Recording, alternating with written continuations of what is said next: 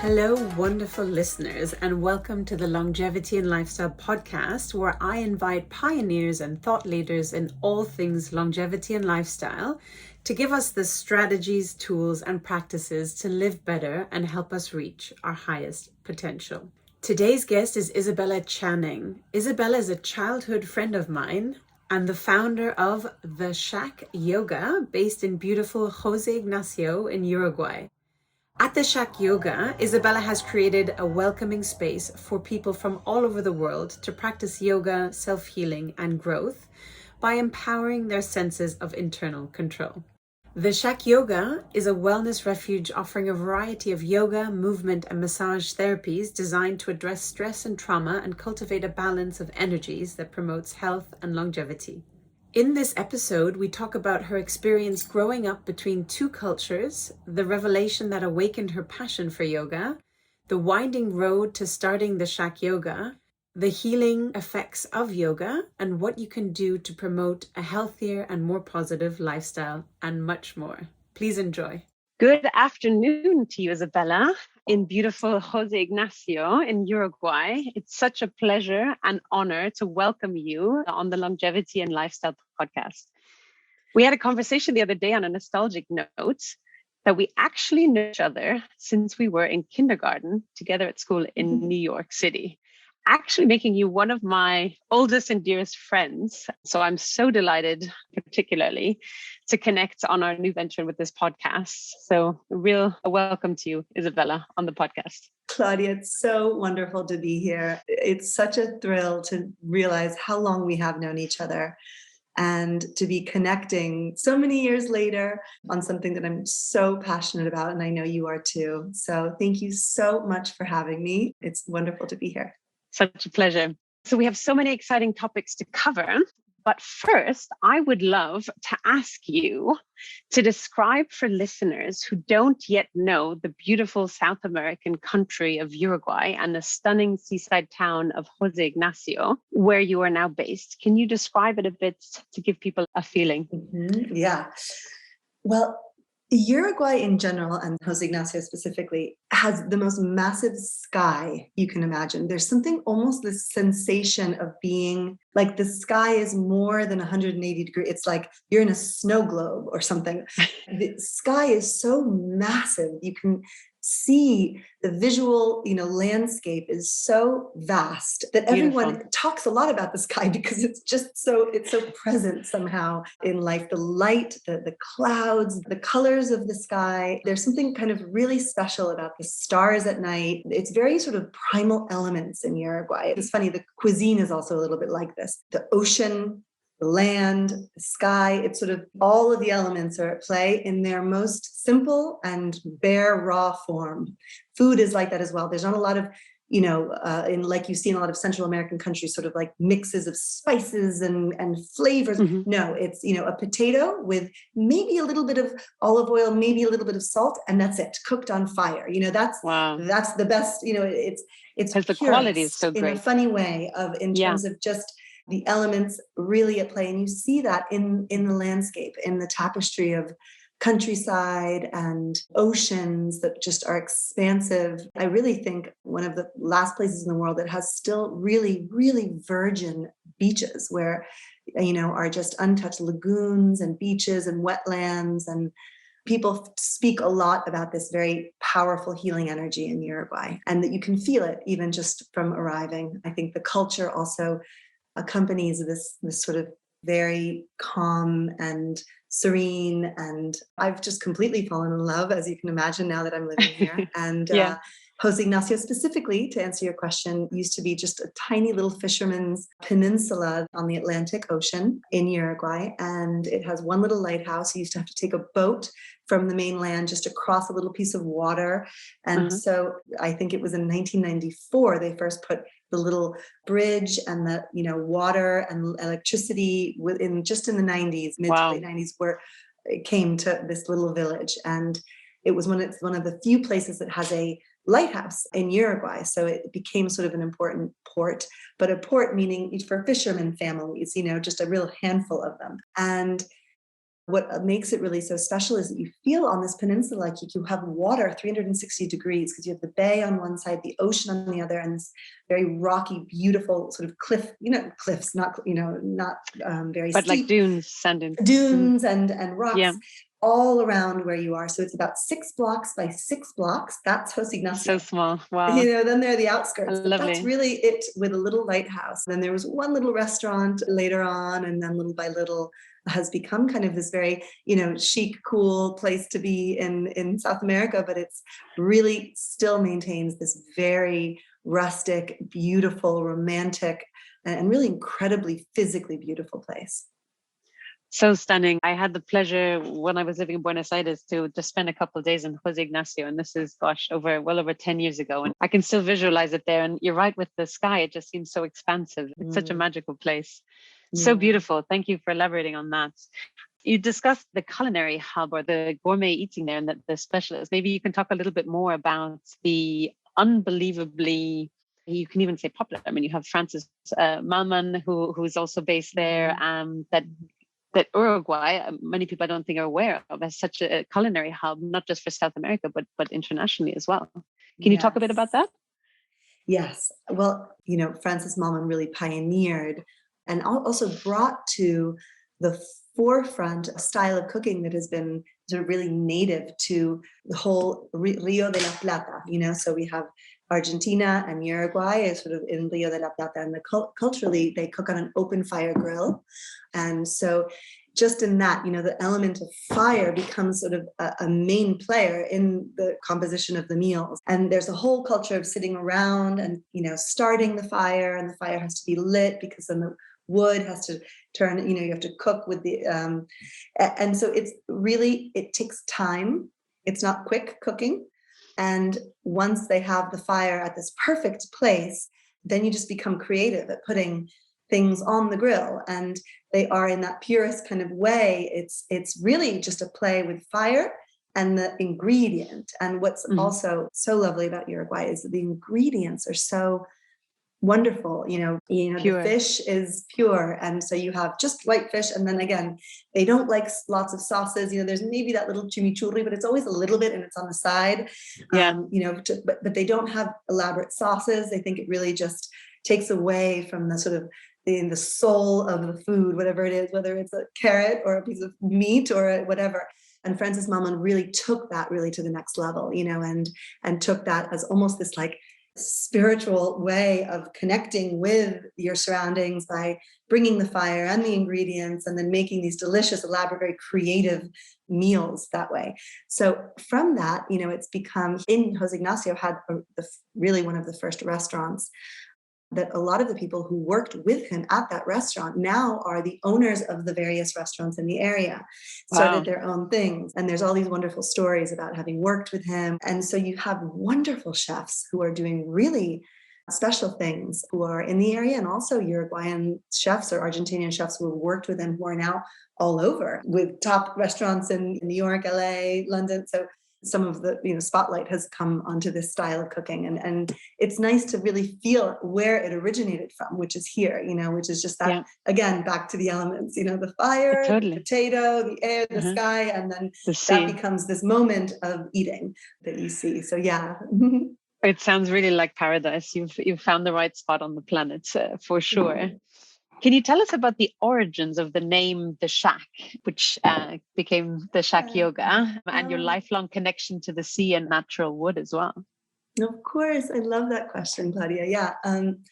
So it's so funny because it's actually, it's such a simple word in English, but I never really quite considered how the shack, spelled in English, in Spanish, is actually so complicated that it's a hilarious thing that in people who aren't quite aware of what shack means in English will call it jack. So I have jack yoga, and it's spelled every single way, J-A-K, J-A-C-K, S-H-A-K.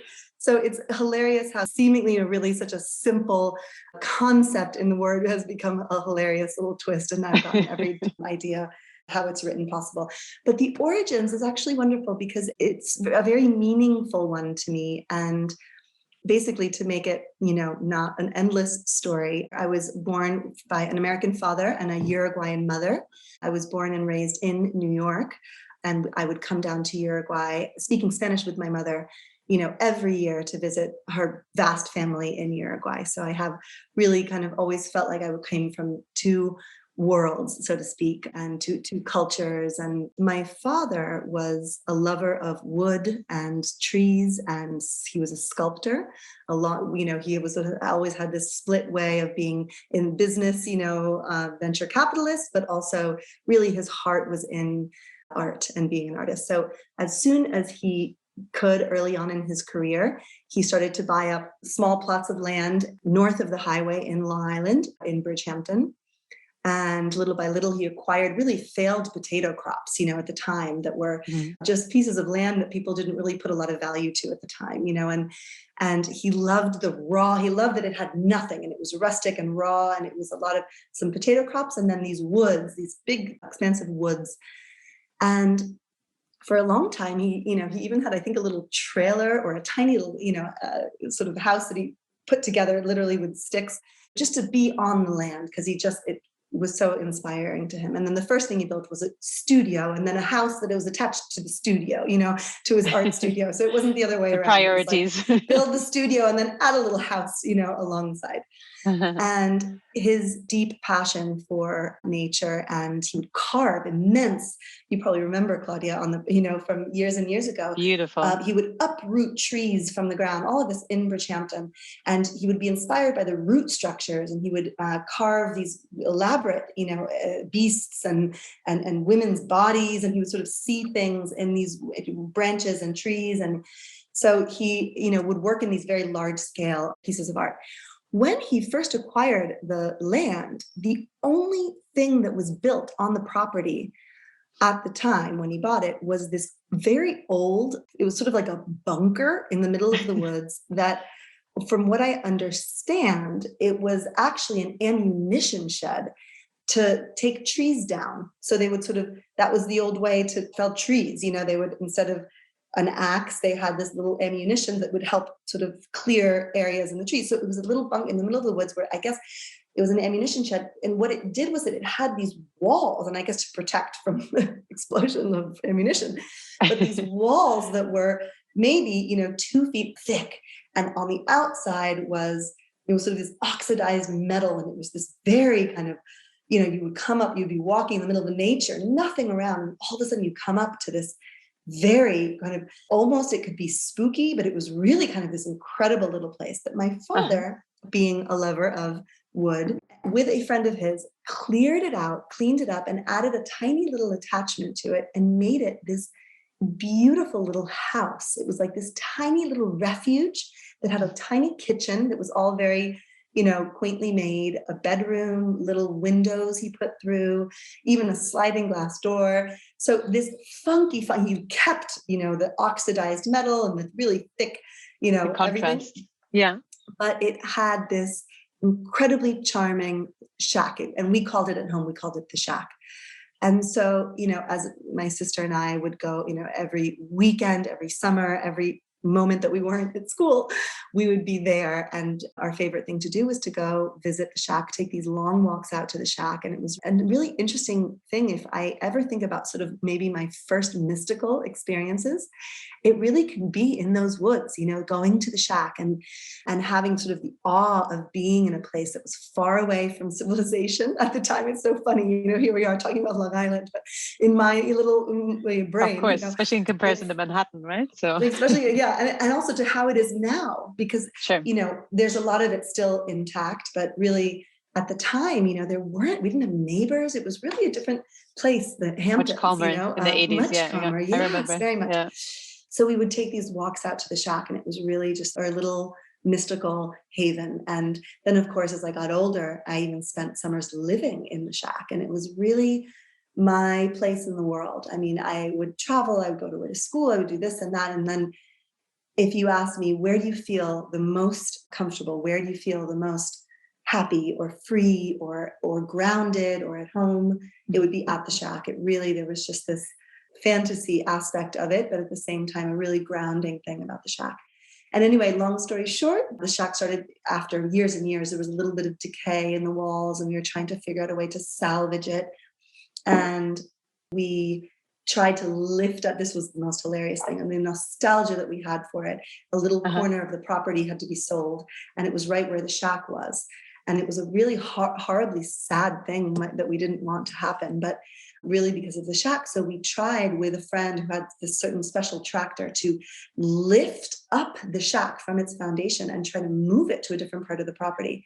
And in the process, all the walls just started to come down. And we actually saved these walls because they're just so sort of iconic, but we have it sort of in stacks in the wood. So it was a really sad thing. And this happened several years ago. And jumping forward, when I decided in, I guess it was 2012, 2013, to open at the time, yoga studio with a wellness component, a yoga studio in Jose Ignacio, I was trying to figure out a name, and I couldn't, it wasn't really coming. And I was just thinking, well, yoga, maybe think about something, in Sanskrit or something. But I also really knew that the concept really was beyond just yoga and just a sort of yoga philosophy, that I wanted it to be sort of a little bit more open to more accessible, just sort of accessible. Exactly. Yeah. And I was thinking, really, what am I creating? I'm creating a space. It's a space that things happen in. And then at one moment I remembered the shack, and I said, oh my God, I'm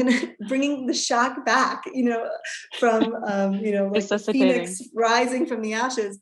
And I thought, how lovely to bring the shack that's from the other part of my life, from the Northern Hemisphere, bring it down to the Southern Hemisphere. And from then on, the minute I remembered it stuck. And so it became the shack.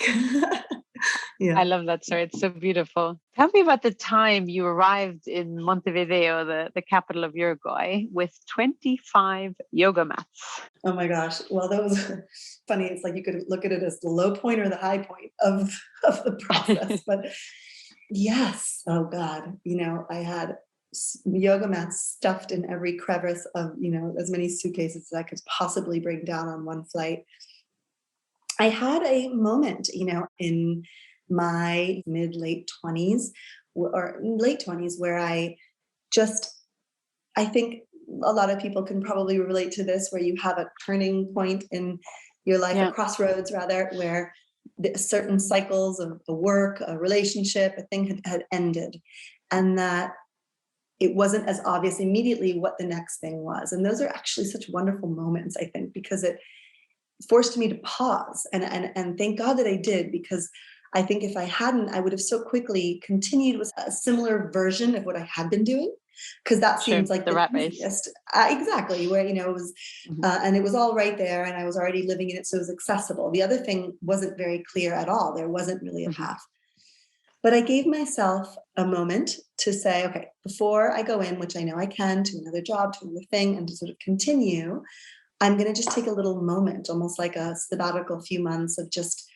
And I thought to travel, and I thought to go to Uruguay. And I remember arriving and just saying, okay, I have to figure out, I love being here. It's so important for my story, which I can also tell you about as well. But sure, the importance of it to me became so clear. And I said, okay, the only way it will be something that I can do in any sustainable way is if I do a project here, and not just like try to visit every now and then. And that's when I decided to try out, put a little savings into renting a yoga studio and a little house. I hadn't seen any really yoga studios around, especially in Jose Ignacio or that area. And I said, listen, the worst case is that no one comes. I have a great summer and practice in my own studio, and anyone wants to come. And it was kind of like a little bit of an idea. Okay, I've never really opened my own business, never, ever opened my own business. And it felt a little bit nuts, but how nuts it actually was landed when I'd already rented the studio and this house, and I'd been in touch with the real estate agent, and I was packing my bags, and my friends were like, what are you doing again? And where are you going? And so you're leaving from New York City. Yes, I'm in New York City. Yeah. I didn't sort of research the market so well. I didn't really have, my business plan was really just the most simple idea of just trying something out. And that's where I found myself, as I mentioned to you, at the Montevideo airport. It was just this feeling of the sort of absurdity of all of these yoga mats spilling out of my bags everywhere. And I'm arriving and I'm alone. And I'm like, what am I doing here? Like it was like the absurdity of it kind of hit me. And the whole process of arriving was so funny. But luckily I got my flow back and was able to have a smoother start. But the arrival was such a moment where I just remember being at the airport. You have those mirrors and I have these bags and everything's spilling out of the bags and I'm a complete mess. Nothing is organized the way like starting a business I thought in my head should be, like where is the team? How is this organized? And I'm staring at myself in the mirror of this airport being like, Isabella, have you completely lost your mind? It was one of those moments that it wasn't the highlight, but in a way, I can look back and say, well, thank God I did it, even against all odds. Exactly. I love that. So it's so beautiful. And I've had a few times also in my life where I guess curiosity, excitement to try new different things came and sort of took over, but having those moments. And I actually had a similar one when I decided to work with street children in Buenos Aires, of all places. And my flight with Aerolíneas Argentinas got canceled the Thursday. I was supposed to fly out Sunday nights, was in Florida at the time. It took me 2 days to actually get through on the telephone to the airline to figure out, was I actually going to be flying? I was going to be committing several months of my life to go and do this, etc. And anyway, they rebooked me on the next morning. So I booked some cheap airport hotel, which was probably the most disgusting hotel of my life, in Miami under some like highway bypass. And like, I don't know what was going on outside. I don't even want to know. And I was lying by myself in the bed. The friends had gone back to Europe. And I was thinking, what am I actually doing? Like, how did I think this was a good idea? But as you said before, I think that these are the moments and the experiences that actually, it's really getting out of your comfort zone and trying out new things. And you look back and you say, these were some of the most magical, exceptional experiences of my life and have really shaped and formed me. So such a beautiful story, Isabella. Thank you. Thank you for sharing that. You talked about, being born to an American father and a Uruguayan mother and growing up with two cultural identities. How would you say this has influenced you in your life? So I think when I was younger, I felt very split. I felt sort of there were these opposing forces that didn't really have a place to coexist easily in my life. My mother passed away when I was 5. As you know, we were in kindergarten together. Yeah. And so and so it also added to this sort of split where at the time, my parents were also separated. So I didn't ever coexist with both cultures, let's say, in the household. I really remember a Uruguayan household until the time she died. And then we moved in with my father, and he really, did the best he could to continue the connection with our family in Uruguay. So much so that he would make it sure that we went down every year, even after she died. Even if he didn't come, or he would come with us. And then even if not, we would have someone fly with us or meet us at the airport, and we would go down to see the family. But even then, it was this incredibly long voyage, very, very far. It felt like you were really going to the other side of the world, which we are. And I didn't ever have any bridge to cross the two worlds. It was like either I was in a American world, which I also associated so much with, education, the North, my father, masculine. It was always winter there, and summer down in South America. And so it was sort of really occupied or a certain part of myself. And that when I went to Uruguay, it really felt like night and day. It would open up not only, and I remember thinking so much about language, that you think a different way, and you come to almost different conclusions in a different language. And in Spanish, and the sound of it, and how it was, to me, this soft, it was my mother, it was South America, it was always summer when we went down. And so it felt like these really, really opposing energies in my life, polarized. Wow. Yeah. And I do remember that as I got older, and part of my journey of wellness that started, I think, in a funny way, kind of quite young, at least the first initial ideas of it, had to do a lot with bridging this kind of gap inside myself, and I think what I love when I hear about other people's journeys as well in wellness or health, is that everybody has a personal story, some sort of healing that they are doing inside. And that mine is very much having to do kind of with this the trauma of my mother passing away when I was very little, also a little too young to really be able to process it in any sort of a real emotion, which is interesting. I think even also being in the 80s, there wasn't a lot of understanding, intelligence or and I think our school did as good a job as it could to really support us and the family, but that I didn't really have the education or guidance to say, okay, these are how we deal with our emotions. And when you hold in these emotions for too long, they make you unwell. And so I really found myself that later at about 10 or 11, I started to have suffer from headaches. No idea what. I went to a neurologist, CAT scans. I remember sleeping, EEGs. It was like at such a young age. And they were saying, well, where are these headaches coming from? And there were these low-grade, constant headaches. They weren't migraines. When we started ruling stuff out medically, until finally the neurologist, I guess I was working with, it must just be depression. So psychiatrist, antidepressants. After a while, very quickly realized this isn't helping. And so I even remember at age 11, I stopped it all. And I said, okay, there's no cause for this. I'm going to have to just live with it. It wasn't debilitating, but it was like I was having stress headaches. That was what it was. It was a suppressed emotion, right? It was suppressed emotion, 100%. Yeah. The body doesn't forget. And that's how my body was dealing with it. And I just remember saying, okay, I didn't find any solution in the doctor. So there's nothing that I can do. So I remember sort of keeping it. I didn't talk about my headaches again until later on in university, I did my first yoga class. So anyway, that's kind of how it all started. And I remember that for a few hours after my first yoga class, I came out and I said, oh my God, I don't have a headache. Wow. There was something about this moving the energy around inside. And also after yoga, I would always be wanting to cry. And I said, oh my gosh, something's happening here that is actually really kind of profound. And I'm like a little freaked out by it, but it was like the idea that me by myself, obviously I'm being led by a teacher, but I'm in this room. And there are no EEG attachments or MRIs or whatever. And I myself am creating this massive change inside of myself that's generating all these things, but at the end of the day, alleviating these headaches I've had for so long. And so anyway, it's this self-healing path really. And so, what it was like for me to grow up was a lot of it was bridging this gap, being able to talk about my mother, who a lot of my friends even and my colleagues at the time or classmates didn't even know I had this whole side of me.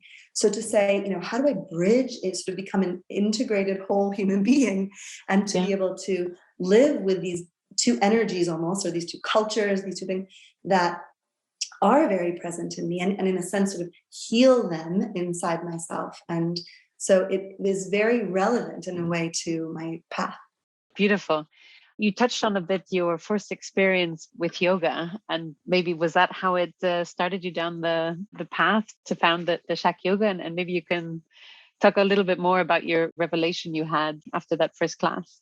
It's so funny because it almost sounds like a cliche, but it really felt like after that first class, a little light bulb went off. I had done gymnastics, I had done all sorts of sports, and I could sense that obviously physical activity was good for me. It helped sort of, but that I was definitely not, there was no sort of mind, body, emotion. There was no touching upon one's, emotional world or no dialogue at all around the idea of energy or anything like that. So, I'm doing dance, and then I go to my first yoga class, and I remember this experience, as I said, this experience that really was so powerful, specifically because I couldn't believe that I had done something through these breathing techniques and specific postures and using even my mind and focus to create this experience inside of myself that was really kind of profound, because it shifted something that had been so stuck, really this trauma that had settled in, and I didn't really know what to do with it. It had become this sort of thick, heavy, sort of dense energy that, now I'm looking back, my headaches were really that. Wow. But anyway, I was so moved by, how profound in a sense the experience had been, that I remember thinking, oh God, now I have to, how unfortunate, but I obviously now have to shave my head, move to India, live in an ashram for the rest of my life. I remember seeing, okay, well, there are orange robes that I think you have to wear, and that, I have to really say goodbye to all my worldly possessions and my family and my friends, because this is it. It was so, and I remember even talking at the time to my yoga teacher, who was just like, oh, yeah, no, you actually, you really don't have to do that. Like that's not like a mandatory thing. She's like, there are other ways to, if you want to deepen a yoga practice, here you're just really doing it once a week with me. If you want to deepen it, there are lots of ways to do so. But I was really convinced. I remember, I think I even wrote, sort of in our end of year, because it was in university. So we even had to write about our yoga set, our final paper or something about the yoga sessions that we had done, or, and that I was just really, I wrote in this final paper just that I was really ready to, say goodbye to my life, to the world, and to go into some ashram or monastery or something. But luckily I found out pretty soon that there were ways to deepen a yoga practice without that. And in fact, I do, have met others who did choose that, and it's a wonderful thing, but it really wasn't my path. And I remember thinking how funny that it was something that I thought that you had to do in order to have any kind of spiritual practice in a modern life. I didn't know they could coexist yet. I love it. Do you have any particular morning routine to set yourself up to win the day?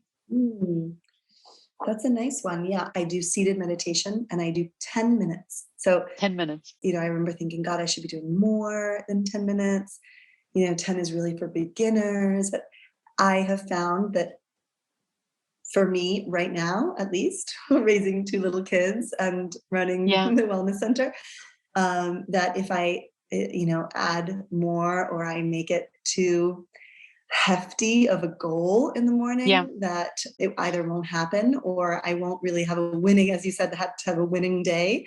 It won't. I'll be rushed, and I go from this wonderful hour and a half, personal practice to, rushing my kids into school or getting breakfast ready. So I do 10 minutes. I wake up after a shower, sit in a seated meditation. And before I start, I do a little Kapalabhati, so a little breath work for like maybe 30 seconds of that, or a minute.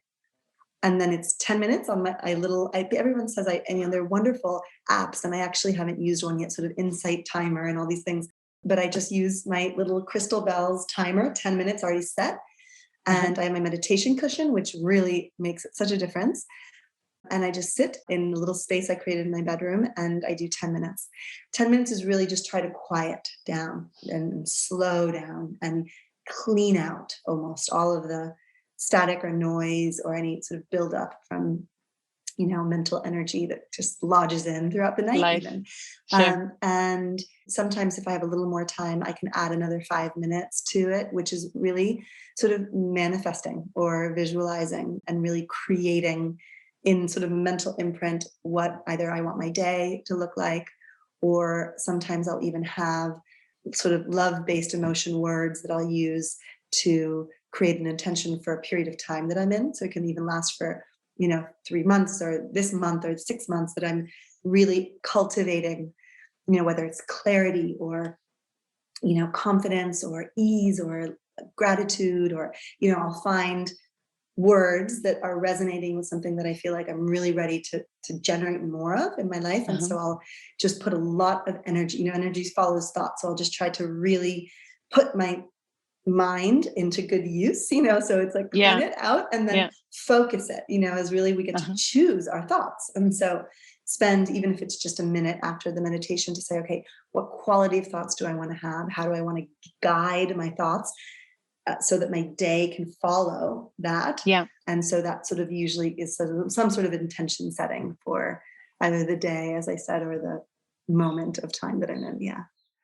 It's so amazing. The more I think people who have come to the realization of the importance of having that sort of inner reflection time, especially at the beginning of the day, to really set them up to win the day, and also the power of visualization, right? And I think Tony Robbins has a great expression. He says, where focus goes, energy flows. And I love the fact you said that you have a choice, right? So you choose where you want to focus on. And I think that's such powerful words that I'm still kind of working on understanding sort of on this journey. But I think, when you read about the greatest achievers in the world, how many of them use the power of visualization and inner reflection and thinking to achieve amazing things. So that sounds really amazing. I'd love to talk a little bit more about your creating the Shack Yoga. You've touched on a few of the things in Jose Ignacio, but I wanted to share a quote that's on the Shack Yoga website, which I found really beautiful. We believe that every human being has the intrinsic capacity to self-heal and discover structural, emotional, and mental wholeness. Can you talk, Isabella, about the meaning behind this belief? It sounds amazing. I think it really just goes back to this true belief from my own personal experience, and also meeting so many incredible people on my journey as teachers and guides or colleagues who I've learned this from as well. Well-being and healing is something that happens when we shift our focus inward. And that idea of me being hooked up to all those things, and luckily it was really just tension headaches, because there are people who are suffering from so many things. So the capacity to heal, we move outside of ourselves and into professionals. And thank God for all of the professionals there, because there are many times when you absolutely need to. Yeah. But that actually to shift into this a concept or an idea that there is self-healing, that there is this state there, you can create sort of an ecosystem or an environment inside yourself through your thoughts, your words, your actions, your habits, that you creates energy that heals imbalances. So anything that's emotional, structural, physical, on a cellular level, emotional level, can be brought back into a state of balance. And that actually that's our nature, is to be in a healthy, well state. But that so many things through traumas and lifestyle shift us out of that. And so the process of coming back into a state of well-being and contentment and health and really thriving in your life, and not just getting by with these things that, is to bring that, it's like a birthright, almost take it back, take the power back in and to really own it in a way. And it doesn't mean to disconnect from professionals or even medical, mainstream medicine, but to say, okay, this is an internal movement. Healing is an internal movement that happens. And so own it, take it back. And so with the idea of the shack and the idea of not, I studied so many different philosophies and things, that it's not so much about training people in a specific technique, because although there are techniques, what I really wanted is creating a space so that people can practice self-healing. And how they practice self-healing, well, that is the interesting part. So there are lots of different tools, and it depends on who you are, what tendencies you have, what gravitates you, what excites you, that we're sort of a whole person. And so whether you want to come at it through physical detoxification, or through talk therapy and more energy work, or through even like an activation of physical fitness, yoga practice, or hands-on therapy. So there's lots of different ways that one can heal. And that is almost irrelevant. How to heal? Well, let's play with that. Let's get into that. There are a lot. And I love, and I think we're going to continue as a human race to continue to find ways to be healing. But that those are really tools. I think the hardest shift is to realize this is something that I have control over. It's shifting, as you were saying, out of that sort of victim mentality that I lived in forever with these headaches. Oh, I just have headaches. Or, I'm a victim of a certain circumstance that caused me so much trauma that this is why. And I could even, and everyone would understand, of course you're a victim. And to say, okay, well, although that may be true, that's not where the story stops, and in fact, this trauma this is your, ammunition to or superpower, get back on your path. Yeah. And to say, okay, well, do I accept this as the way I'm going to feel from now on? No. And so that's when I think the real interesting work starts. And so, yes, we believe that everyone has the capacity to self-heal, and that very much so it can be in close tandem with a guide, professional, a healer, a doctor, a therapist, or yoga teacher, or whatever, but that it's really an action that's happening internally.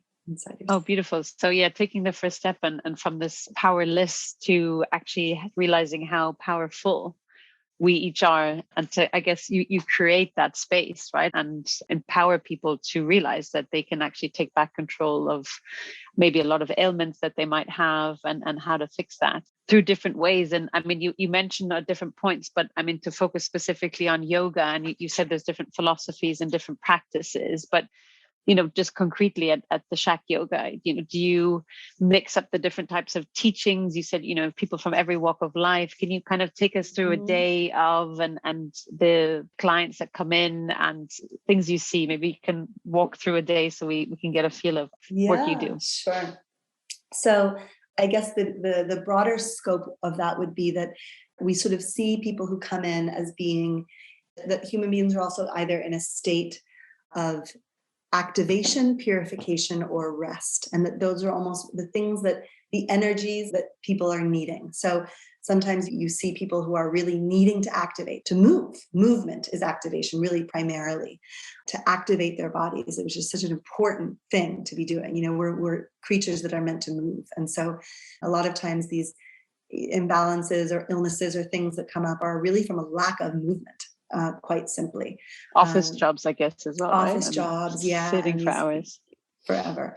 And so sort of within activation, we have a ton of different things that we'll recommend. We have a really wonderful trainer who does personalized sessions to work specifically with how to move your body, because I think a lot of people say, oh, I need to move. They'll join a gym, they'll start working and they'll get hurt, or they'll get unmotivated, or it's hard, they're lost, or getting on a bike, it sort of isn't quite inspiring enough, or getting there. So we really recommend working with someone. And even if it's just a little bit in the beginning to get you on a really focused schedule.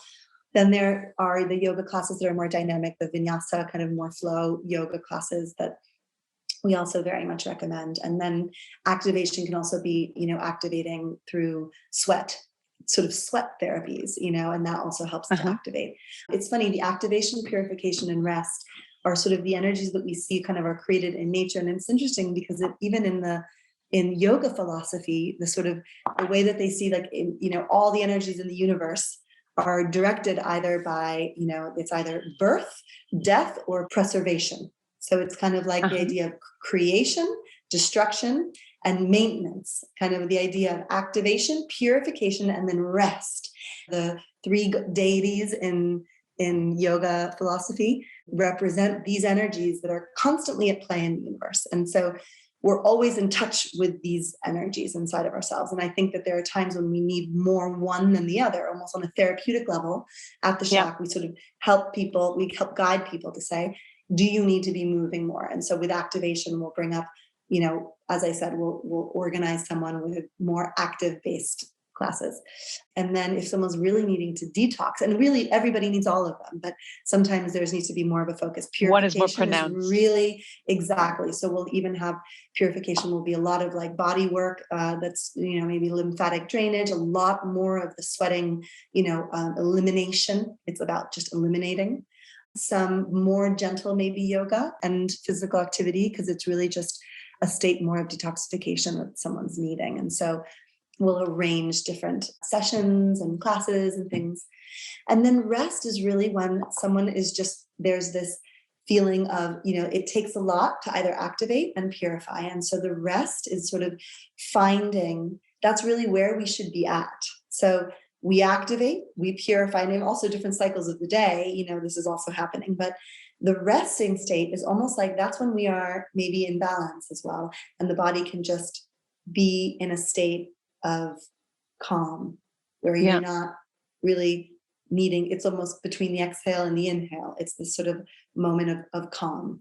And so we even have people who are, after they do more of the other more intensive or sort of extremes, that there are balancing, restful, helping people find joy in the neutrality of your being, almost, where your body is not either in a state of intense detox or in a state of intense activation, but that once you've gone through those sort of healing energies that are more extreme, that you find yourself in a state of balance, and that's actually where we should be living most of the time. Yeah. beautiful and really amazing. And I wonder, the clients that come, I mean, do people come because Jose Ignacio, obviously there's people who live there full time, but a lot of people come sort of to visit. So do they come in a form of retreats that you help them over the course of a week or whatever amount of time that they're there for to rebalance, reshift, recalibrate to achieve the detox and the balancing that you were talking about? So yes, with this opening, the building of the wellness center, which was really completed itself at the end of 2019, December 2019. Yeah, let's talk about that. Where we launched and then had to close right in March, right? So we were with open COVID. for that first season with COVID, exactly. But it was such an incredible launch. It was really the marriage of the shack, which I had started, as I said, back when I had that moment in the airport, day one, to partnering with the Vik Retreats, which we'll get into as well. But the goal, which we have just only really begun to be able to do as we reopened now, and we're going to start to continue to do, is that we have people come in who live in the area or are here visiting in the summers. So Jose Ignacio is a place where a lot of Argentinians, Brazilians, and even Europeans and Americans have homes, and they come for the summer season. It's really becomes, very busy during the summer season. Usually the season was a little different, but that we have a high season, and the hotel as well has guests who stay. And so we have, it's really a space that allows for both hotel guests and general public to come. Along with that, we do host retreats. And so we'll organize a week-long, even a weekend or week-long retreat that has a focus of being either meditation or yoga or combination, where we'll either invite guest teachers or, and it's a combination of having guest teachers come and having the South American population join, or it's people who are coming from abroad, from the US and Europe typically, and coming to stay for a week to do a wellness retreat. And so what's so nice about having this space is that it really opens up the possibility of that dream of mine that with a little yoga studio more in town, although I loved it every day being in there. It was really an important step to be able to carry out these programs of having retreats and being able to go deeper, which is really what the idea is okay, self-healing is wonderful, but if you only have a little stint of it, to really have the opportunity to dive deep into some of these retreats. Maybe you can walk through a little bit more the details. So, just to visualize, so you had the shack yoga and you had the small space in town, and how did it come to what you're creating now with this wellness center for longevity and well-being for South America? So maybe you could just walk from, how it was with the original shack to where you are now. Yes, absolutely. Well, the original shack was, it was just the most charming. It really was a little shack. It was right in the center of town, just whitewashed wooden, big windows, wooden floors, but it was small and very charming.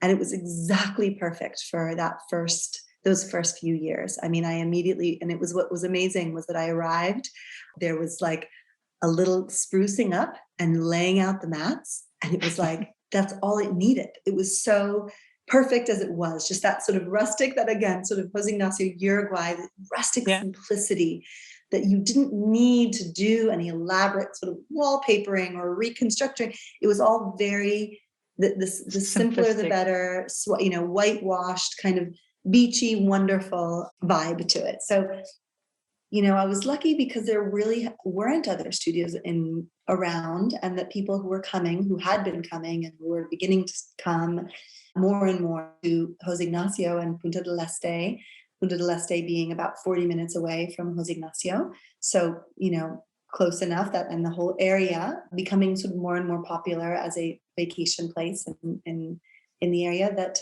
people had a craving for it. It was something, there was like a lack of it in the market, which a good thing, because I had no idea. I didn't do enough research to even know in advance. and the ability to do it in 2 languages, because there were a lot of people who are, tourists and a lot of people who are living there. So to have, and at first I remember, my class ends up being this like Spanglish mix, but to kind of have everyone be able to follow some part of it. And it's just a 1-room studio with a little massage, treatment room in the back, tiny little kitchen, which is really just in the hallway between the massage room and the bathroom. And I always loved my bathroom. All the sunlight would pour in, and Beautiful. It was just the sweetest little bathroom. And that's it. That was it. Wraparound deck, a big wraparound deck around that studio, which really created something unexpected, which is that I would put like a little tea and some fruit and nuts. And we had these beautiful sort of hammocks and couches outside. And that became this community gathering center in a funny way. It was like, everyone was used to either connecting at a restaurant or maybe a boutique or at the beach. But there was suddenly, as anyone who does have a yoga studio that they love to go to, it becomes your place. You go, you feel some sort of ownership of the space, which is really wonderful because it makes it yours in a way. And we would have classes, and then after class, people would just sit and have tea, and you would see people meeting and having really sort of profound, morning connections that were profound and awake and meaningful somehow, and also fun and light, and just this vibe was created, That's amazing.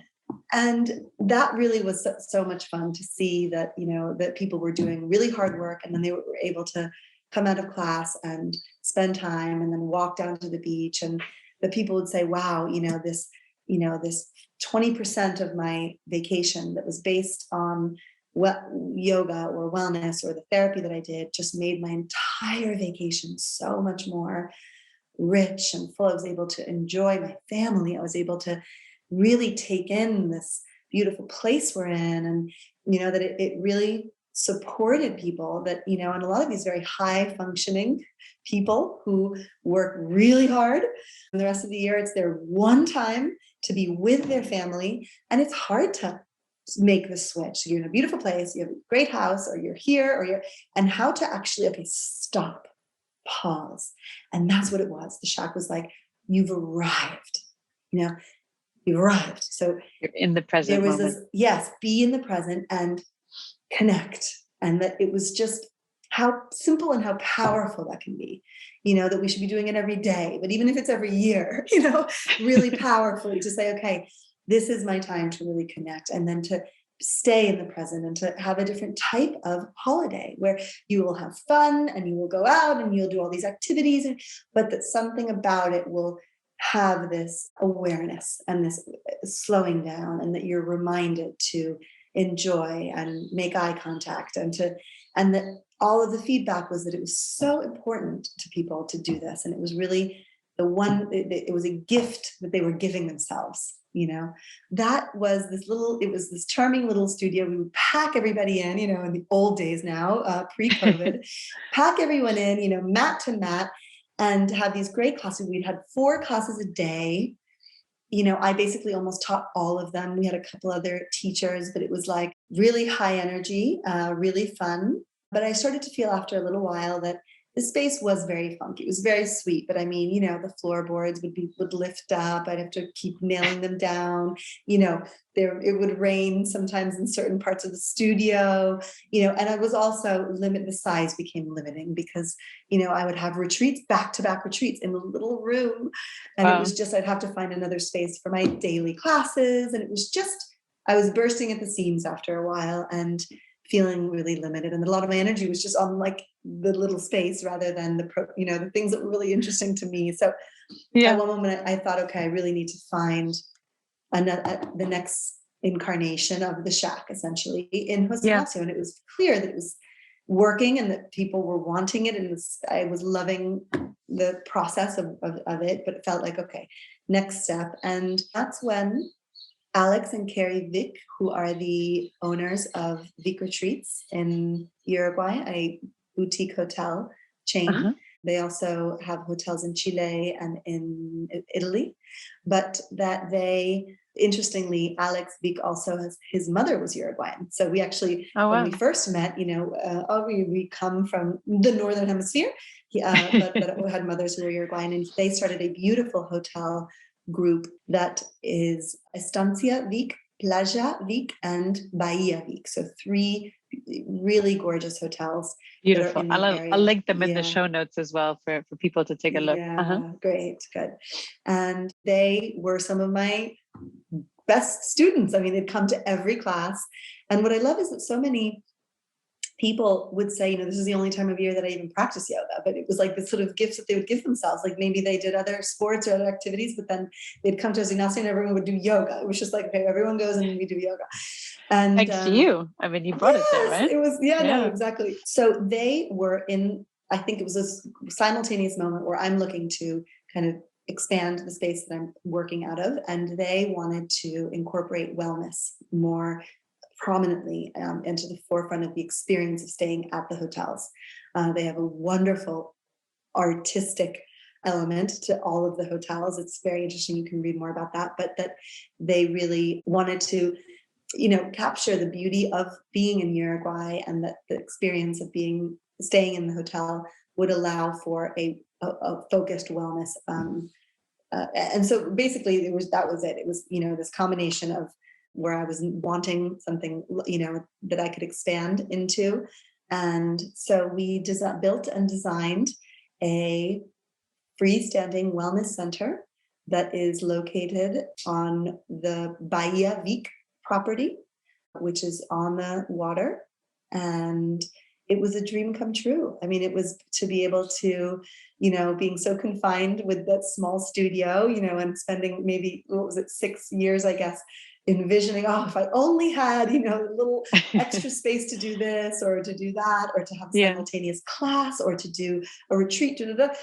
And so to be able to, design something that I wanted to maintain very pure and simple, like materials that we used were all very natural and of the landscape, and to keep the shack energy, but bring it up a notch in the sense that we can really receive people to do long-term healing treatment plans, to be able to have a studio, 2 movement studios, to expand our vocabulary in a sense, because it always was the main idea for me, that yoga was the starting point for me. And then I did go on and venture into other aspects of wellness. So that I do believe that, as I said, yoga is a tool, one of many. And that I think that it's an important thing that people can explore the different tools, because in different moments in your life, as well as different types of people, certain tools are just going to align with you, whereas others really aren't. And that would be so unfortunate if you just said, okay, go to a Kundalini yoga class. Some people are going to love it. Others are just going to say, this isn't for me. And how unfortunate it would be to have them turn around and say, never mind, with this whole wellness thing, which more and more people are now. I mean, wellness, which I love, is since I've left New York, now it's all over the place, which it's great, because it wasn't, however many years ago. But the idea of there being lots of tools in the toolbox, essentially, a wellness center is such a sort of general term. And so what is that? And it's true. What is that? I mean, it's but what it is a space that you have an array of things, a vocabulary of modalities that are all geared and all the umbrella of that self-healing. But there can be so many ways, and we don't have all the ways. We have some, and as we expand, it'll, provide more opportunity, but that it's been wonderful. And so we have hotel guests who are doing retreats and have their stay and their daily practices at the shack. They can walk right over from Bahia Vik. And then people who my people from forever who have been coming to classes and treatments and everything continue to come. So it's been really a fun experience, working with them and creating a space that now I feel like I can finally, call home. So amazing and so beautiful. And we were talking beforehand about how this impacts sort of well-being and longevity. And obviously there's such a big movement now of people's awareness about living better, also longer. But how would you say the daily yoga or regular yoga practice, and what other ways, I mean, you talked about meditation as well, would help improve people's day-to-day quality of life? I mean, obviously I can imagine some people would, myself included, love to experience what you created there, but Are there tools and tactics from a more practical day-to-day perspective to somebody who's not there that you would say, this is the aspect of yoga or the connection or the mindfulness? Like, what is it that would help people improve quality of life that are learnings for you from yoga and well-being focus that you're looking at? Oh, that's a great one, because I mean, it's an infinite journey to Of course. so I can respond in a way that I've recently been really thinking about, sort of, I guess, essentially like how energy works in our bodies, and that the dialogue of energy being sort of, the energy can either contract or expand inside, or that's the way that it can feel. It's either contracting or sort of expanding. And that, Yeah, I think we can be, sustaining over time a sort of contracted state, which then can be, you can see that in sort of chronic inflammation, or, something that's sustained over time, oftentimes through habits, through trauma that hasn't been worked through, lifestyle choices, which oftentimes is all connected. How we make the lifestyle choice is affecting, the trauma, or the trauma is affecting how we make choices, or yeah, these things start to create density, essentially, or contracted energy in our bodies. And I think that we start to get unwell, where it's not like your headaches, right? Yeah, like our headaches, like the systems in our body start to fail, and they're sort of in survival mode until they stop working, or until we have a reaction, or until our body finally has a louder signal of saying things are not well, and that there is another language, which is more of an expansive state, which I think is doing the daily work, because it really is. It's like cleaning your house or brushing your teeth. It's like, well, if you don't sweep the floor, you can sweep it once, but then you have to sweep it again. It builds up has again. To be this daily thing, which is a tricky one for a lot of people, because they'll have this incredible thing. This is what I always tell people. Yeah, it's great you do yoga once a year when you come, but what about the rest of the year? So that's also part of the idea, is that the Wellness Center is allowing for us to do more year-round programming, which is what I'm really excited about.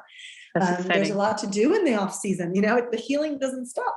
So, I think it's, as I said, what tool it is can be, you can take some time to figure out what it is. It doesn't have to be this type of yoga. It doesn't have to be, this.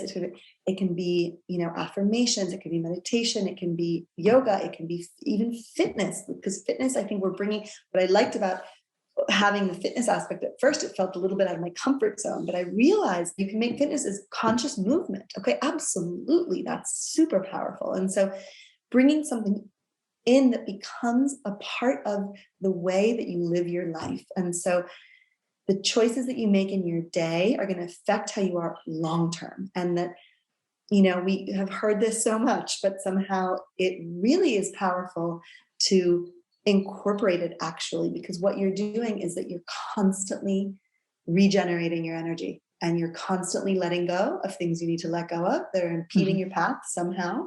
And you're making space for the birth of something new, whether it's more calm, a deeper breath in, you have to let go of the air. You can see it in every practice, that we have to get rid of things that are cluttered up, like our closets, or our house. The and spring cleaning. Continue.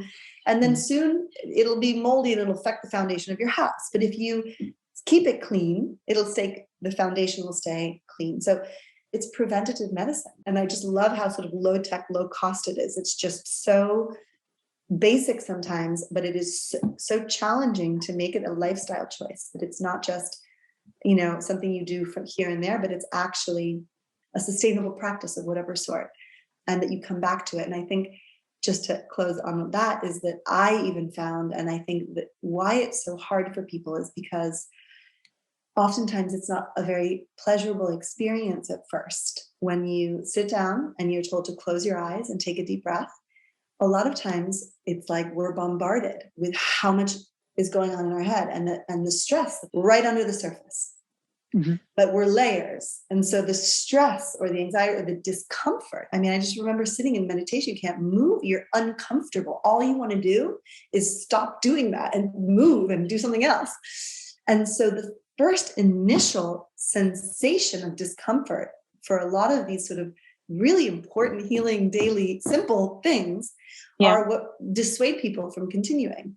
But with time, not only does the discomfort, you realize it's a thin veil that disintegrates, but that the space that you begin to occupy inside yourself is so vast and rich and beautiful. And it's a refuge. You have a refuge, this golden empire inside of yourself, that what ends up happening is if you go for any period too long without doing it, you miss it. It's like a coming home to yourself. And that in the beginning, it is hard. It's like learning something new. It's confronting a lot of times, like the BS that is in our life. But to sit through that is actually a thinner veil than we think.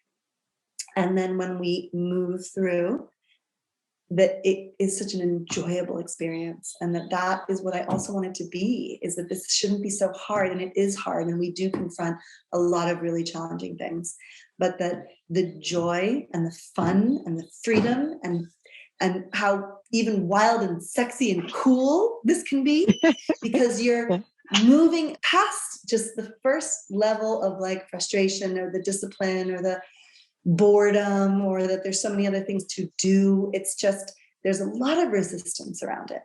But that as soon as you shift past that, it's really a profound thing how much more fun, not only how much better you feel, but how much more fun it really is, the experience of our days. Yeah. So what tool? That's completely, I'm never going to tell someone what to do. I'll give people starters. Yeah. I mean, practice yoga and meditation, practice healthy eating, practice positive thinking. I mean, there are a lot of teachers and there's lots of methods to do this.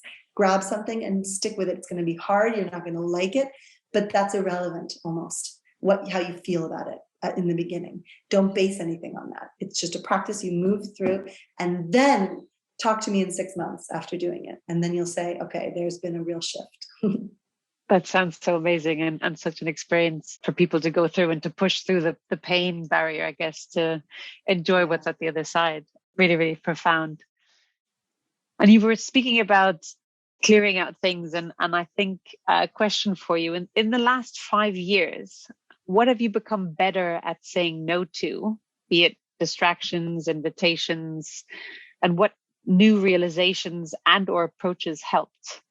First of all, love that question, Claudia, because it's so important, with this, everyone thinks of wellness like, oh, just be positive and like shift your energy to things that are positive. And although that's true, and, the Tony Robbins and the idea of energy following thought, or things will move in the direction that you cannot, that there was like a term coined, spiritual bypassing or something, where you actually are constantly only thinking about positive things, and you're actually not addressing things that are challenging to move through them, because energy needs to be transformed there. It's stuck, stagnant energy that needs to be transformed. And so moving through things that are difficult, and that there is a time to focus on no.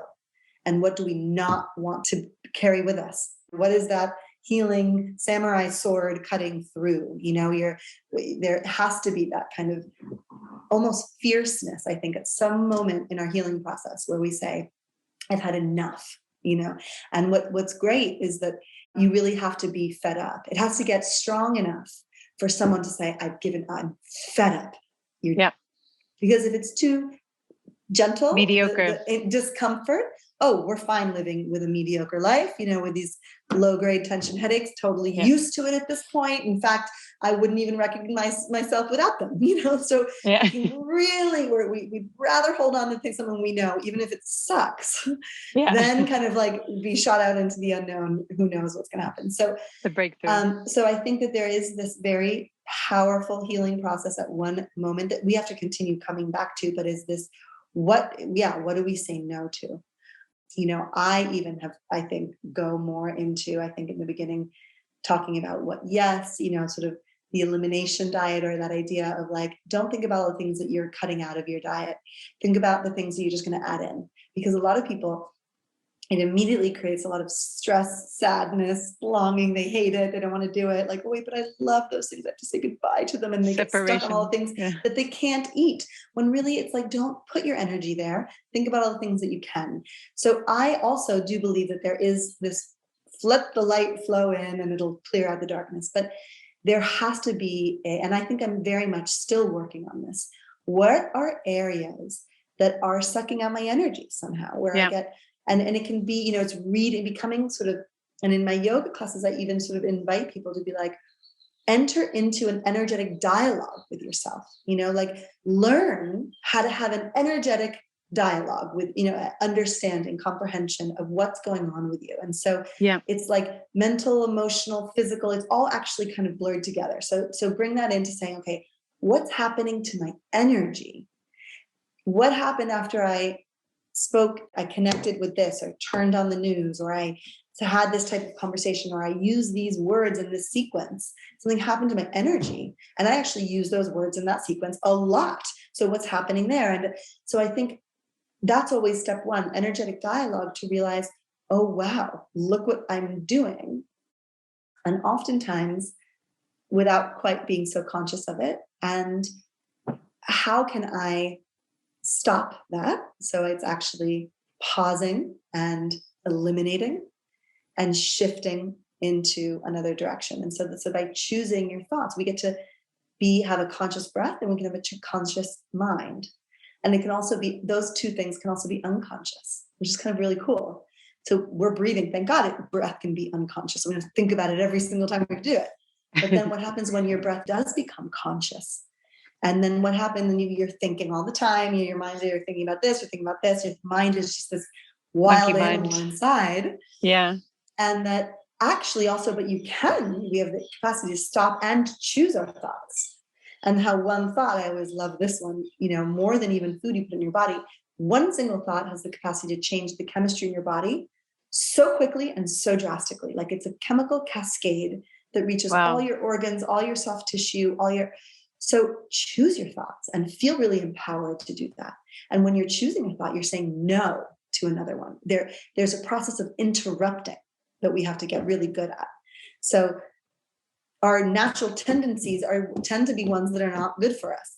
Then with our evolution as human beings, then we get higher quality thoughts, little by little.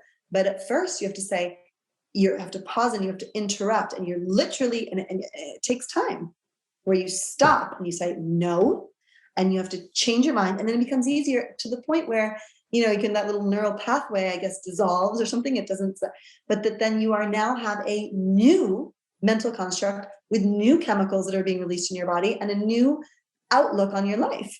I mean, it's actually quite profound, but it starts with the annoying detail of every day interrupting and saying no to that feeling. So I think that I recently had the building up of the wellness center. I had self-confidence issues that would come up that would be like, oh my gosh, can I be the director of a wellness center? You know, like, you know, I didn't get my medical degree. These doubtful thoughts would come in. And that's something that I remember to just say, take a deep breath. You're not trying to be anything other than you are. Just continue this like authenticity. So it really became really sitting in my authenticity and loving it and being it from, you know, and emanating it. So I think a lot of it has to do with thoughts, because it so easily can misdirect you or knowing yourself as well. Yeah, exactly. Right? Yeah. What I get from that is learning to say no to the thoughts that take your energy and that drain you, and being aware of it, and then choosing to redirect to a place where you can create and actually be in a positive frame of mind and focus on what's there, which I love. And one area I find super fascinating and I'm trying to get more familiar with is intuition, and creating space to actually let intuition come through. So it's also one topic I'm very interested in as well. But it sounds like that through your journey of knowing yourself and inner connection, that you've really become good at trusting yourself, and as you call it, authenticity as well, which is so incredible. And look what you're creating. Constant process, but yes. Changing gears a bit for some rapid fire questions. What has been your most exciting purchase in the last 6 months? I love specifics. So it could be a brand or model, where you can find it and why. One of the most fun experiences of starting this wellness center not only was designing the physical space, which was really, really creative, and how does one move through a space, and how does the space somehow inspire healing, and inspire what we're trying to cultivate inside those walls, so that was really wonderful. And then just as exciting was purchasing the equipment, and the tools that we were going to have in sort of phase 1 of the wellness center.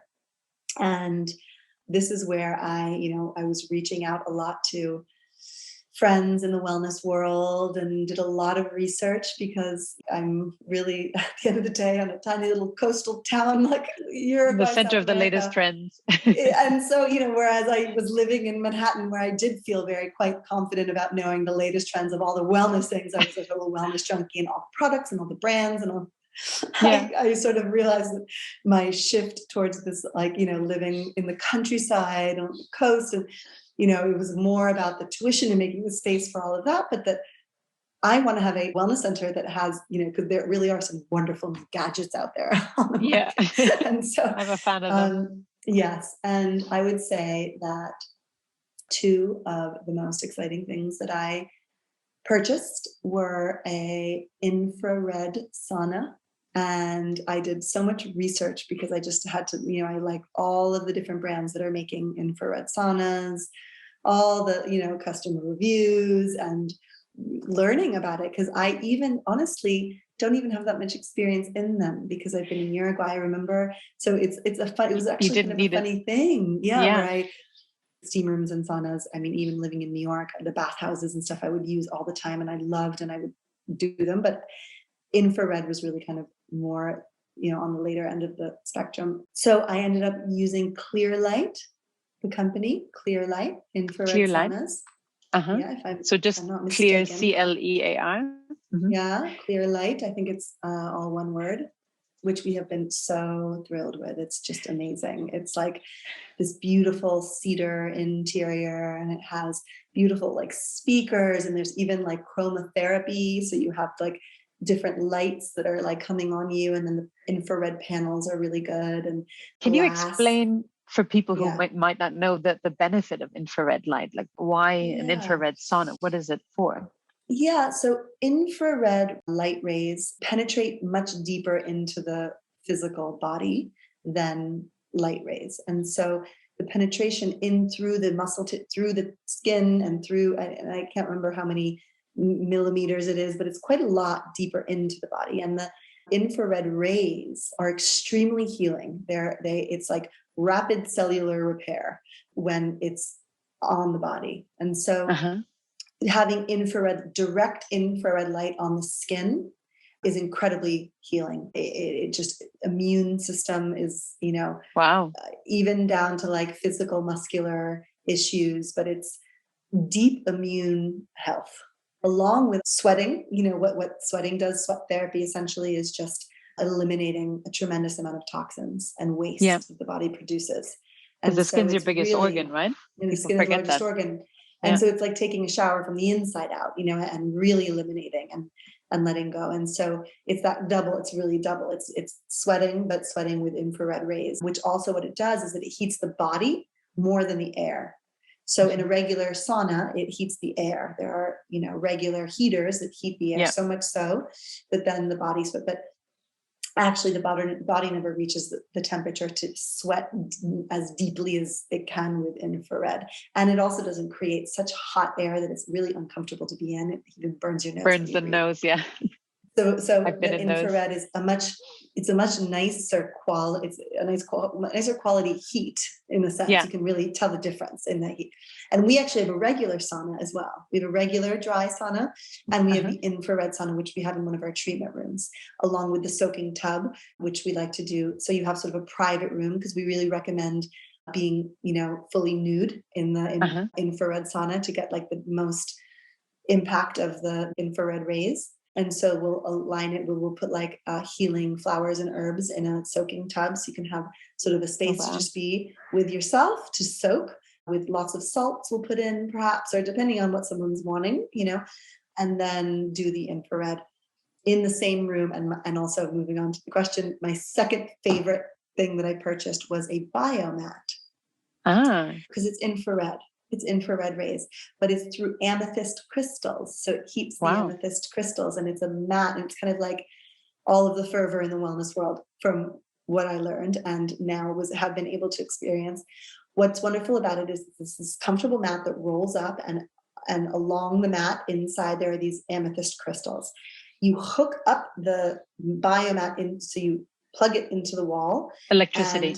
Yeah, and the electricity activates the infrared, heating up the amethyst crystals, and you lie on it.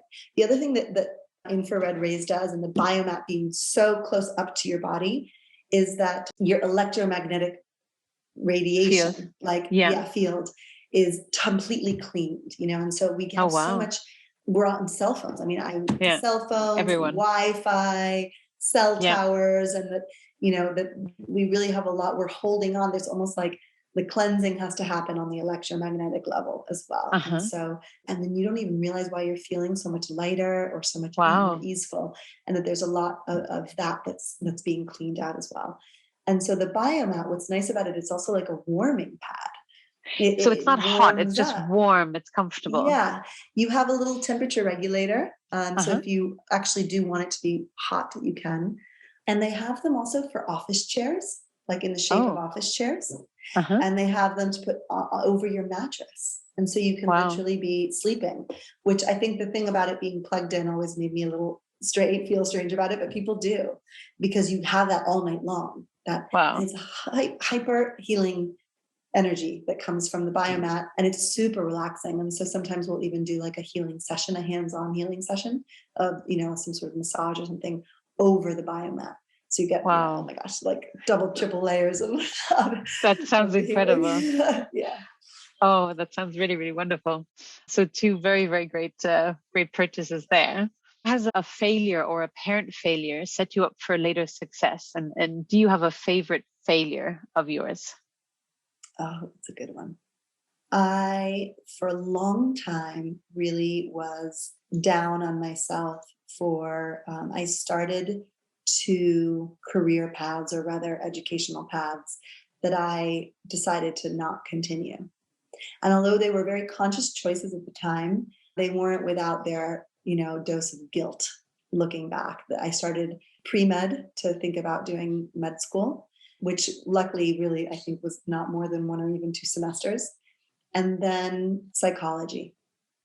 And I spent a long time searching in my post-yoga class light bulb moment. Light bulb moment, where I said, okay, well now how do I actually deepened my studies at the time right after college in Uruguay in my early 20s. And I studied with a healer. It was more of like apprenticing, with a healer and studying with an informal kind of professional training group. But we learned, it was just like, it was like an in-depth, and it was almost 3 years where it was really learning all about, the basis of Ayurveda and traditional Chinese medicine and body work, and global also techniques. Global techniques, and learning how to, it was very sort of integrating healing methods and sort of the synthesis of a lot of these methods, and what are these overlaps, and how interesting to see how they're all actually in so many ways saying the same thing, even quantum type theory about, health and the mind and, the planet and us and what. So it was just this in-depth time, but it was not anything. It was an apprenticeship essentially. So after about 3 years of intensively studying, I went back to New York and I said, okay, now I want to formalize this deep passion of mine into a career. And that's when I just started to look around at all of the, in New York, the big universities, the small training programs, to see where can I find this synthesis. I want to learn about all of them in one course, in one training, or one PhD, or one whatever it is. Yeah. And I wasn't finding, I just felt like I couldn't find what I was looking for. And so I did a very sort of in-depth medical massage training program, which was wonderful. It was like a 2-year program and I was working, but I felt like, okay, I need more, I want more. And so then I started, pre-med at NYU, and I just felt like, okay, great, but that's not actually the direction that's taking me too far away from this, that I'm very clear on what I want. And then it's like, then I started psychology. I thought, okay, psychology, I'll be able to get, but it was, I just remember that I would meet graduates of the programs I would in, that were 7-8 years down the line. And it wasn't the work that they were doing, and that wasn't what I was actually looking to do. It really wasn't. It felt like, okay, I could do this, but I would be doing it kind of just for the degree, which is valid. And maybe that's what I should do. But I just felt this fervor of, I already know what excites me and I want to do this. And I think it's powerful and important in the world. But there was nothing. I didn't find it at the time, at least, something that really integrated different healing methods that I could become an expert at so many lots areas. of modalities into one. Yes, different areas. And then I studied nutrition. So I feel like there was this feeling of dabbling a little bit that I remember at the time. It's so interesting. I look back and I was like, I think going back to the sort of self-confidence thing, or the failure where at one time I thought, oh, I failed, in these courses because I kept just choosing not to continue them. And now I look back and I go, thank God, because I just actually, at the end of the day, even though it was coming from sort of not the total, like enlightened confidence part of myself, I was saying no, actually, to these things that were not actually, even though in looking back, with all of the ups and downs of those years, I had a very clear idea even then. And I just kept knowing what was taking me too far for this way, or taking me too further. And somehow I was able to stay somehow on some sort of path to be able to get to where I am now, which is creating a physical space that has these things in them. And so I think that there was a lot about that, where I saw it perhaps as a failure, or this frustration of not finding, this. And I still believe that there should be, like a new curriculum, and I believe people are creating them. I actually almost started public health, I remember as well. And I just remember thinking, there really needs to be something, educators, and it needs to come together and create a new curriculum, on training people for what is wellness, because I think it needs to be much more at the forefront of everyone's mind, especially when we look at the impact it can have on our health long term. And so, I became a health coach, and I was working as sort of a health coach, but I just kept feeling like it was like a little bit of this, a little bit of that, a little bit of this. And I was like, this sort of frustration of not finding, that one thing. And that's actually because that one thing was an integration of different things. So I think that probably looking back would be the answer to the many, many failures along the path. Well, the perceived failures, you can almost say, because looking back now, and as Steve Jobs so rightly says, it's connecting the dots, in retrospect, it actually makes complete sense. And you probably, you take always something with you, and that's all contributed to the person you are now and what you're creating and what you're giving back with the wellness center. So really, really beautiful. For people who want to dig into yoga for longevity and general well-being more, what resources or books would you recommend they start with? Oh, that's a good question. So I always first tell people, to just find something that's convenient, like so this was always more when people would ask, where they're here for a visit or a stay, and where can I practice in New York or in Buenos Aires or in wherever they live? Who do you recommend? Where can I go? And my response would be, go somewhere where you can sustain it over time. So with resources in terms of, books or anything online, I think it's something that you can click with and that is easy. There has to be ease in the process of connecting. It can't sort of be a complicated process in the beginning. Yes. I Set think yourself up for success, right? Exactly. And so I always loved, for example, Yoga Glow is an online platform where you sign up, and it's something like, I don't know, $10 a month or so. Actually, probably more at this point. I think they started at something like that. but you have access to so many classes. And I love how they separate it. They go heart, mind, and body, right? So you click similar. And it's just a plethora of classes geared around those. And click, you can click and it's there. And there's a 20-minute class. There's even like a 5-minute class and a 90-minute class, and all different levels and all different types of teachers. And a lot of them are some of the real heavy hitters in yoga that are out there and alive now. And boom, they have really good audio recordings, of these. And so it's just simple, and you can access Yoga it. Glow. There is a Yoga Glow, GLO. There is a payment to it. So, subscription model. Subscription based. One of the highlights in this very challenging, complex, and difficult time of COVID is that a lot of platforms have shifted online. So a lot of things, especially yoga, I think the yoga world maybe was more reticent to move online. I mean, I'm sort of speaking for the whole yoga world, but I think a lot of people had online practices before, a lot of virtual studios and so forth, but there was a really big shift of wellness type resources that are now online. And I think that was a boom. The wellness industry boomed online during COVID. And I think that we have yet to even see all of the things that have been created and resources that there are. But there are a lot of people who before were only in person are communicating online. And that people who say, oh, I don't know, I'm about online. It's, it's a transition. It's shifting out of your comfort zone. But give yourself the time, because you can access so directly some of the most powerful teachings that are happening on the planet now. And people are doing it. They're offering their classes, they're offering their services, and encouraging a lot of people. I have a lot of sort of older students as well. And sometimes they can just say, you can tell that it's the same mental construct they've been saying, oh no, I don't do things well online, or something like that. Yeah. And I'm like, okay, so let's just pause there for a second, rewind. So this is something you believe, it's a belief system about yourself. You're not good at this. True. Or something. And then, so to just shift and say, just because we, at this point we can be blocking ourselves off from something that's so special and meaningful. And then the simplicity of it is actually, can be taught and learned of how to access it. So I think that's something exciting to see, and that there are more and more resources. My meditation teacher, who I've been working with, she's a dear friend and meditation teacher who does incredible online things in South America. She's half American, half Chilean, and she had moved to Chile a few years ago, around the same time I moved to Uruguay, and started a meditation school.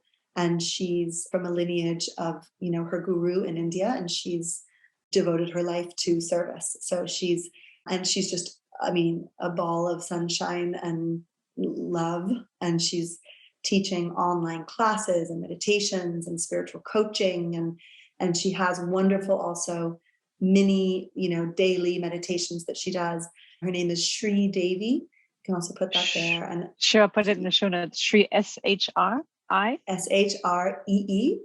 Okay, Sri Devi. And then Devi, DEVI. Oh, excuse me. So Sri, and then another word, Devi, Sri Devi Ma, MAA. So 3 words, Sri Devi Ma. And she has Vida Alineada is her business, essentially. And we've had her do retreats at the Shack last year on our opening. She was there. We did a retreat. Incredible. We're actually planning another one. And she can do bilingual retreats. And she's so much of like these powerful sort of energy, meditation, healing, affirmations, or changing the way that we're thinking and stuff. A lot of that is so much from the support of Sri Devi, of, the work that I've been doing with her and the work that she's doing. And it's really incredible to witness everything she's doing. She has a lot of resources as well online. So yeah, those are the 2 right now that could pop into mind. Yoga Glow, Sri Devi's online platform, which you can find her on Instagram. And I know there are so many more, but those are 2 really good places to start. And where can people, and of course I'll also put this in the show notes, but where can people learn more about what you're up to and what you'd like to share with people, what you're doing with the wellness retreats? Where's the best place to find you? I would say to follow us on Instagram. We're always updating with our programmings and things that are happening.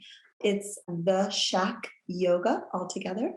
Shack being SHACK, the Shack Yoga. And the website as well, is www.theshackyoga.com. You can find us there for our online. So we're going to be launching online practices as well as the retreats and intensive courses that we'll be doing for the next year. Oh, excellent. So people can find out about that and sign up. That sounds really great.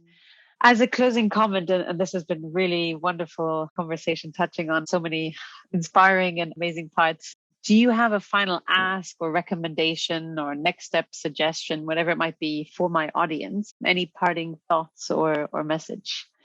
I think something that has been sort of so prevalent to this conversation and also others we've had together, as well as sort of a continuing theme as well in my journey, is that adverse or challenging or traumatic or difficult experiences can end up being our best friends. I mean, they can end up being the most profound and important experiences that we have. And that I think almost as an advice to give a friend or to give a class that I'm teaching or to the audience listening is to not shy away, is to greet adverse moments front on, full on, invite them in, sit with these difficult things, sit in your discomfort, because the process of transforming, which happens after we first invite it in, of transforming challenge that we feel in our life,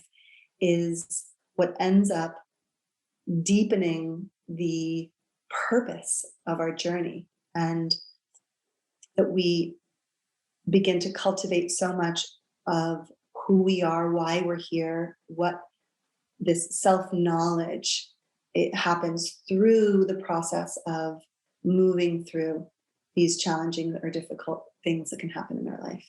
So to not avoid it and to greet it and meet it and almost love it, invite it in, sit with it, because they will be your pillars. They will be those moments.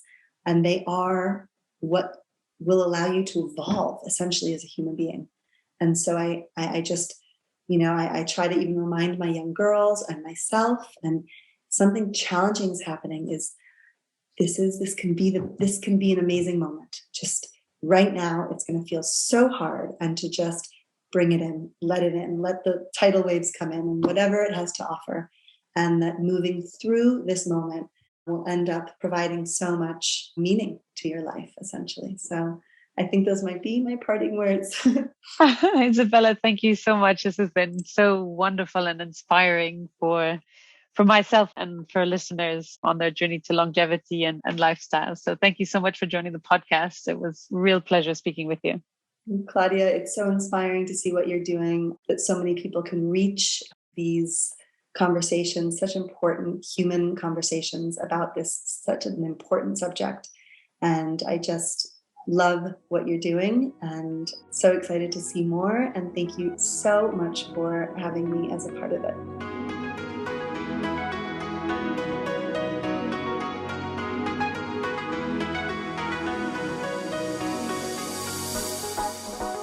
Hi everyone, this is Claudia again. Before you take off, thank you so much for listening to the podcast today. I hope you learned as many valuable insights on living better for longevity as I did. I'd love you to join our longevity tribe so we can learn and grow together, as well as hear your feedback. So please subscribe to the podcast and leave a review to let me know what you thought. Thanks so much and take care.